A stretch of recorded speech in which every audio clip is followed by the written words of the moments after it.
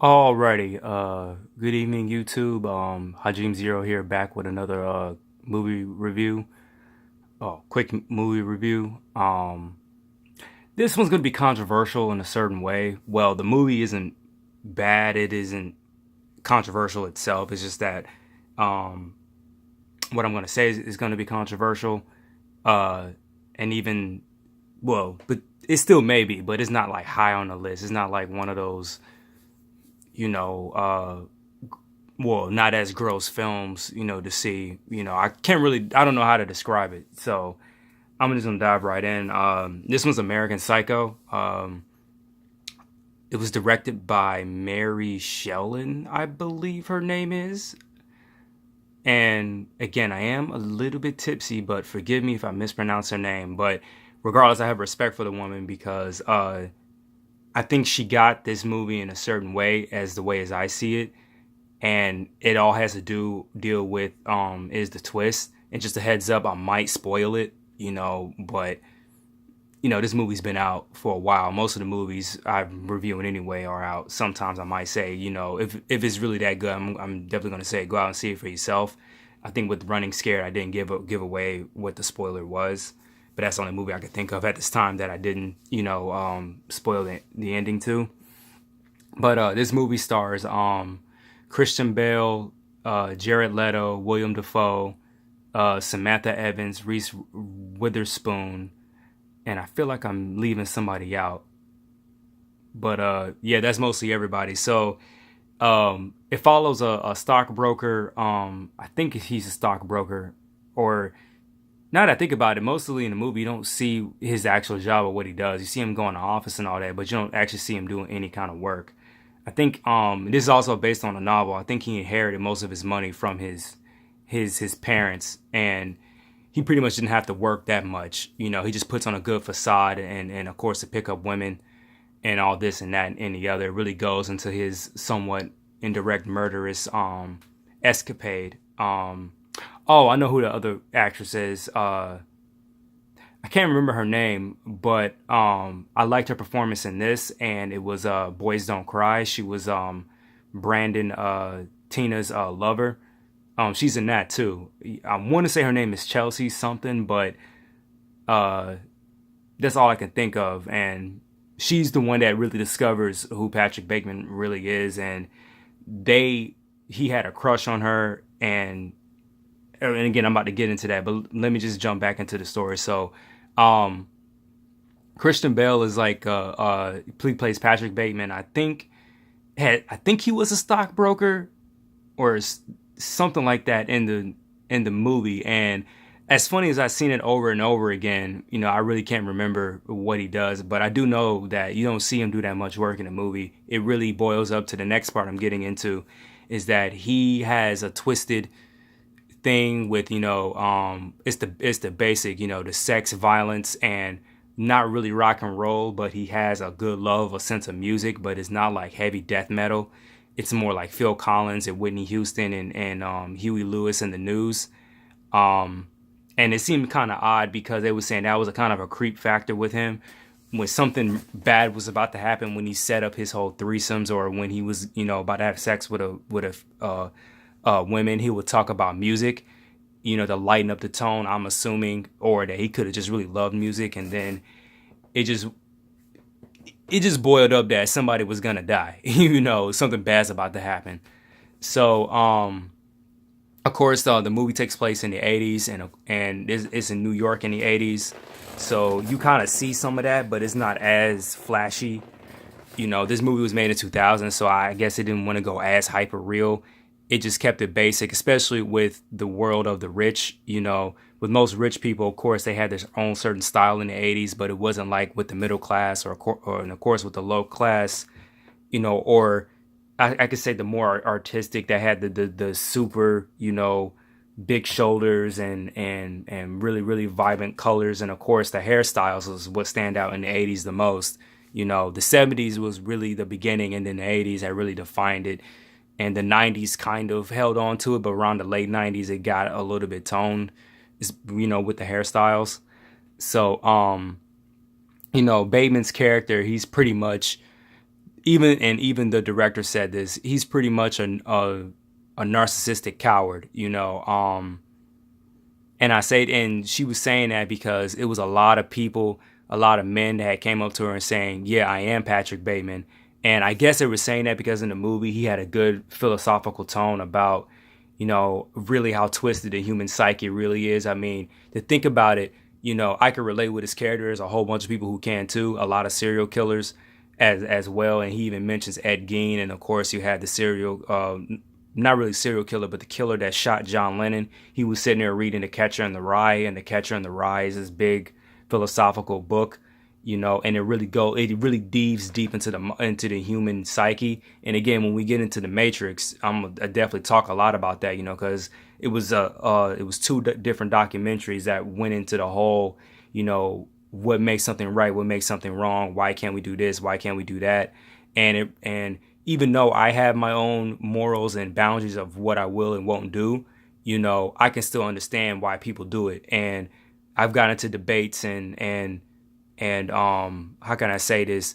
Debates, and then, you know, of course, blocking and unfriending people on Facebook because, you know, I come from the perspective of many of what other people are thinking. And I will say I do screw up, and not saying that I don't feel this way, is that's how people see it. And of course, my mom being a paralegal, you know, being a paralegal and me looking into crimes and knowing a few detectives myself and even talking to lawyers, that's how I see with the logic, because with some of these crimes, that's when they go into the motive of why did they do this, and they try to say this to get them a certain kind of sentence, most likely so they won't die.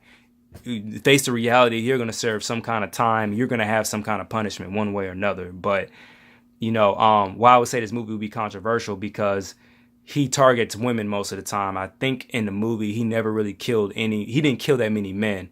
I think he killed a homeless dude, and he did kill Jared Leto's character, Paul Allen. For some weird reason, I laugh every time I see that, because me and my homeboys used to love this movie, and it was the fact that he was dancing in the raincoat, and just how crazy Christian Bale was, because that's when we had discovered about the Christian Bale rant and how crazy he was. And then even it had a good reason why he had did it, and which I would have done it too. And of course, Christian Bale attacked his mom and his sister after the Dark Knight premiere.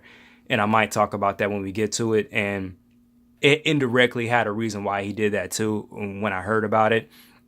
But you know, I started looking into more of his movies when that rant had came out. I think it was on the Terminator Salvation film. And then, you know, I heard about this movie. I think I heard about it from it was on A&E 100 Scariest Moments in Film. And this one had popped up that Christian Bale was in it. And, you know, but thinking about it, he killed mostly women. Now, in the book, I don't know how many people he killed, because I didn't read much of the book. You know, it is, you know, most of these films that are based off of books and you just never know it, they're very, very rare to find. You know, I know The Warriors is one, and Die Hard is one. I didn't even know Die Hard was a novel until I saw Cinefix do the difference between a book and the movie. And then of course Road to Perdition was a graphic novel. So it's kind of great that we have this internet access now, and we get more information about this. But of course, the book had more context, and they always say the book is a hell of a lot better.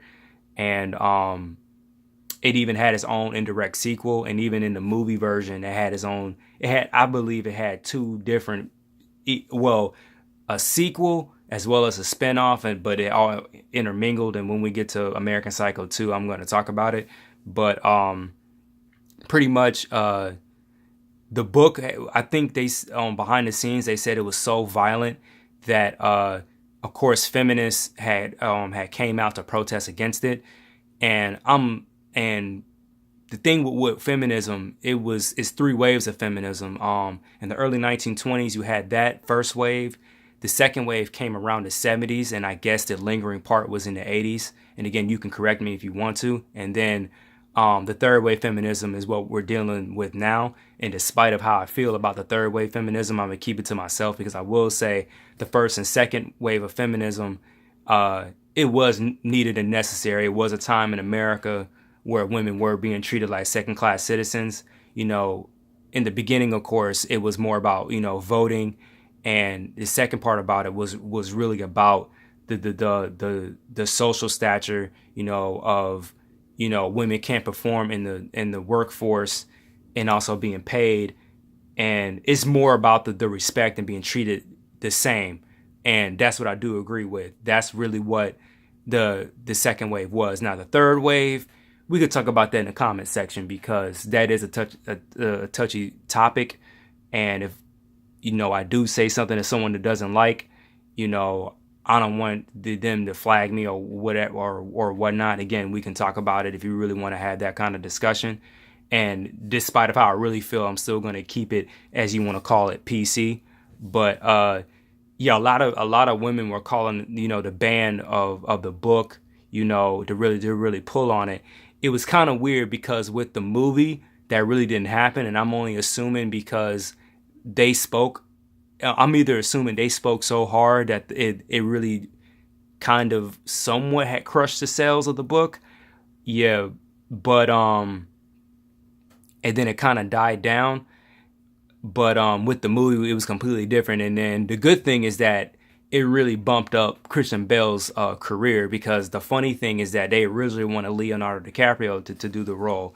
And let me just say, Leonardo DiCaprio, if this movie was being in production now, I could see him doing it. But at the time of 2000, he couldn't do it. Yeah, they were saying he just came off of Titanic, and he was a teen idol pop star. The good thing is that he did do a role that was a little bit more grounded and real, and he wasn't the pretty boy, which was on the beach.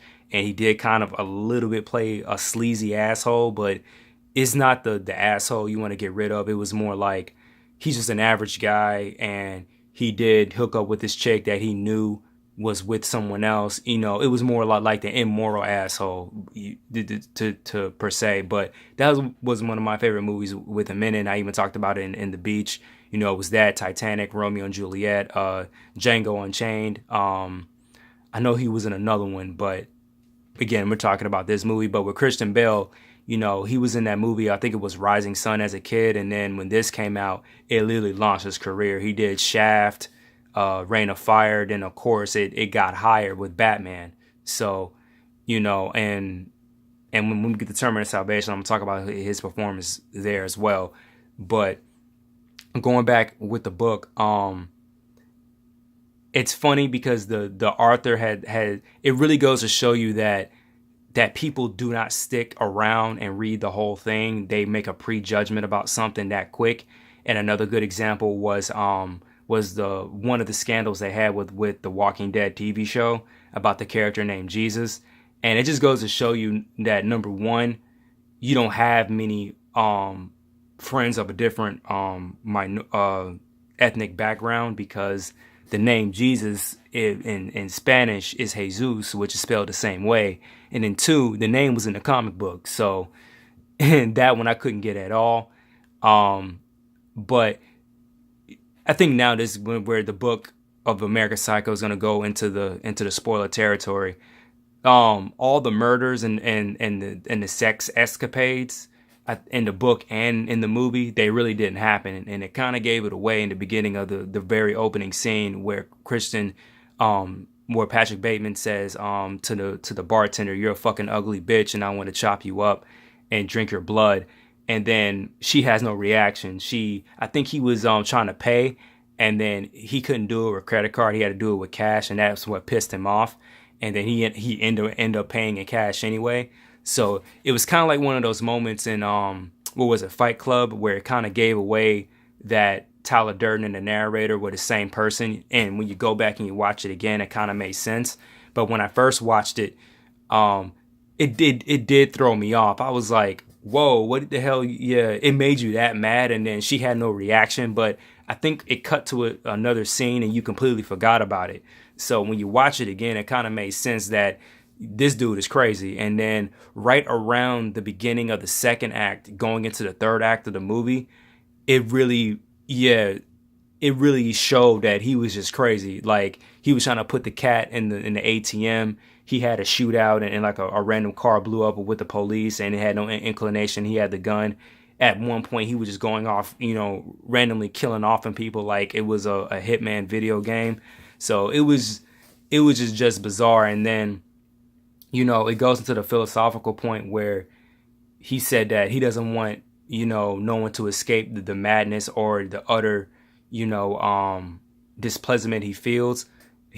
And then the ending, and then ironically, it was kind of like a moment from the Matrix where he looks up. I think he's sitting in like some party or something, and the door says, and on one of the doors it says, "This is not an exit," and it was a metaphor that you can never escape your madness. It goes also a little bit with A Clockwork Orange when Alex said, of course, the criminal mind can never officially be cured. They have to make the choice.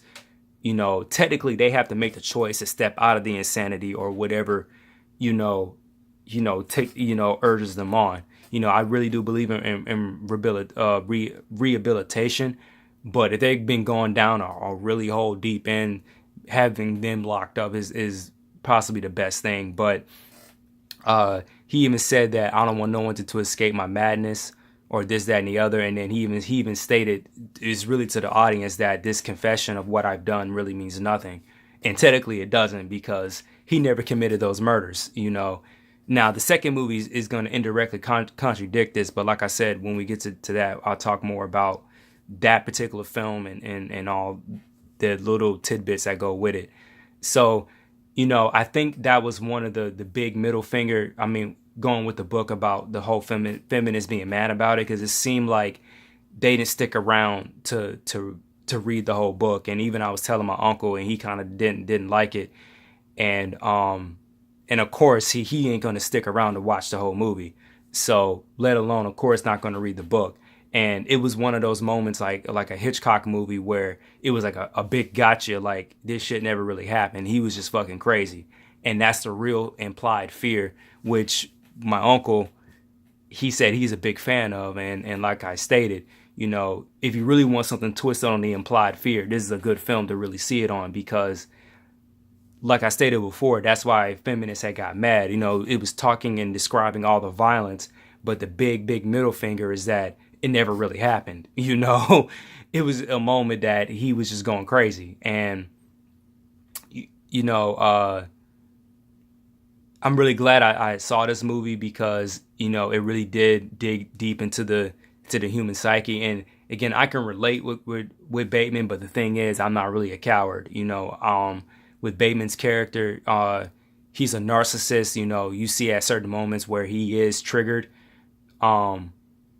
and he's triggered more on his ego, and that's the thing where I say that I'm not like him. I'm not an egotistical man.